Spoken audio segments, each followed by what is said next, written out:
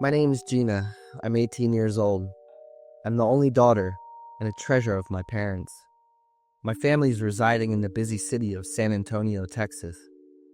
Even though I was born and raised here in San Antonio, my heart truly belongs to my grandparents' home in Modesto, California, and it had always been ever since I came there to visit them. I love the fresh air and lush green of that place. So at every long school break, I always asked my parents for a chance to visit my gramps. The elders were delighted every time I came to their door. They typically took me around the almond garden, where I could really enjoy the peaceful atmosphere that the big cities could never give me. Old-fashioned as they were, my gramps didn't watch TV, but they listened to the radio instead. I was a fan of my grandma's little radio. Also, my gramps had a loyal shepherd named Max, who's their best friend. Max was a really smart dog for its type. Every afternoon I often grabbed my grandma's radio and jogged along the backyard hills with Max. I would then listen to music, have a snacking picnic with Max until the gramps called out for dinner. Those happy times I wished would last forever. But everything changed 3 years ago. My family had just returned after a long flight from our vacation with our grandparents in Modesto to San Antonio. 3 days later, my dad received a phone call saying that my grandma had passed away from an accident in the almond garden. That evening after school, I saw my dad and mom had prepared a huge luggage. Sadness lingered in their eyes. I didn't know what's up, and sensing my confusion, my dad told me what happened to Grandma. I didn't cry at all, and in hindsight, I wasn't sure what I was thinking back then, but I had almost no emotion at all. I dragged my suitcase out and literally just went out of the house. I just want to get to Modesto as quickly as possible to confirm everything. My grandma was just fine. She would be thrilled to see us coming back. On our way back to Modesto, I felt really uneasy for the entire trip. I didn't answer any questions from my parents, but just stared at the windows. My thought was all about my grandma. We arrived and present at our grandparents' house the next day. As soon as the ride stopped, I rushed into the familiar house. I yelled aloud, but the familiar sight of my grandma, granddad, and Max were no more. The house was unusually quiet and gloomy. Max barked very loud, and when I came closer, I noticed that he's chained. Never before did my grandparents chain him, and thinking he's in a lot of stress, I released him away. He immediately came rushing inside. My parents also rushed in. The once beautiful and tidy house was now so empty without my grandma. Everything was messy. Even my grandma's favorite vase was broken as well. My grandpa sat motionless in the bed, right next to my grandma, and pale, lying motionless, bandage all over her forehead. No longer lingered on the thin thread. I was now completely collapsed. All I could do at that was cry. My parents also shared in my grief. I didn't remember for how long I had been kneeling down like that, but I did remember that Max barking snapped me out of my trance. Max had never done this before. He stared at my grandpa as if he's an enemy. My grandpa angrily looked at Max. He kept mumbling something, and without any words, he picked up his pistol in the locker and shot his dog in the head. Everything happened so fast that Max could only let out a weak whimper before completely ceasing any motions.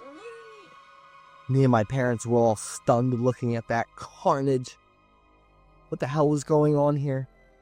What happened to my grandpa? I seemed to have lost every bit of sanity in me, and therefore I couldn't shed any tears anymore. My mom said it's due to the extreme grief that my grandpa had acted irrationally like so. My parents suggested a local funeral in the local church. It was also Grandma's favorite destination when she was alive. However, Grandpa insisted not. He only allowed his wife to rest in the place two of them had resided for 30 years. For 2 days, I remained close next to Grandma's coffin and ate and slept very little. My dad had also picked up a good place to rest Max next to her.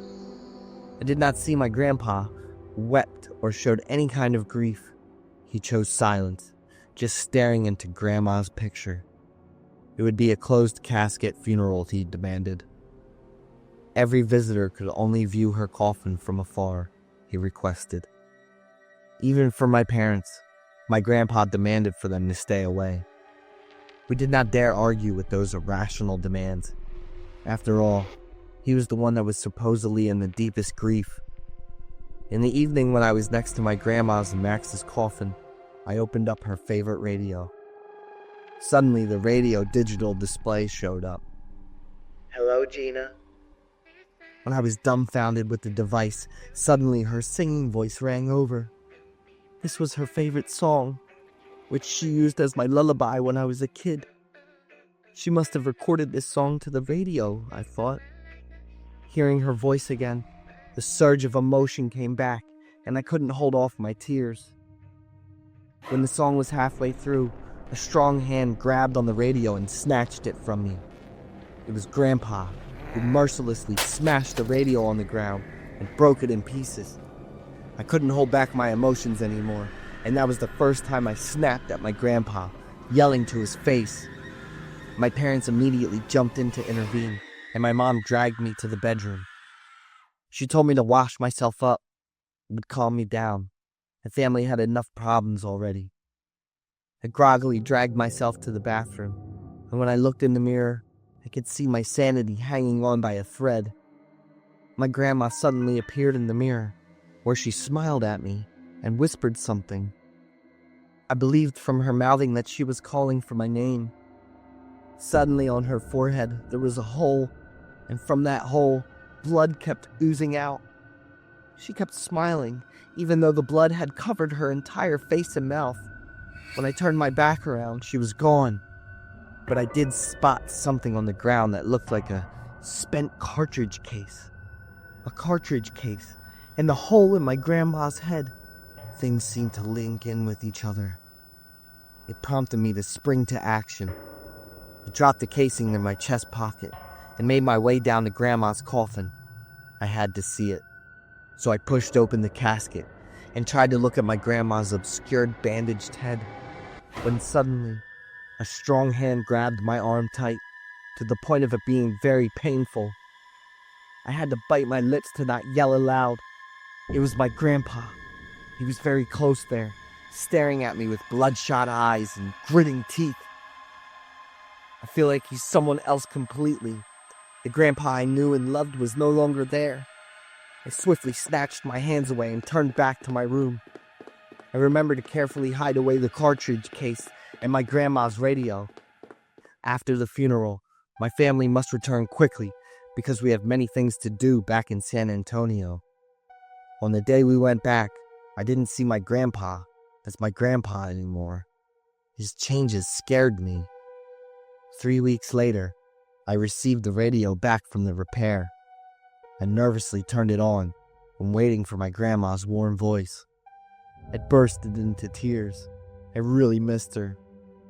"What are you doing? Stop it. Are you out of your goddamn mind?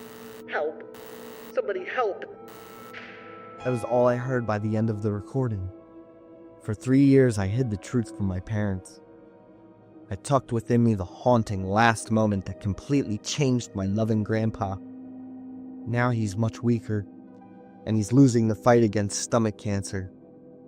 Should I tell everyone the things I know and dig more into my grandma's death?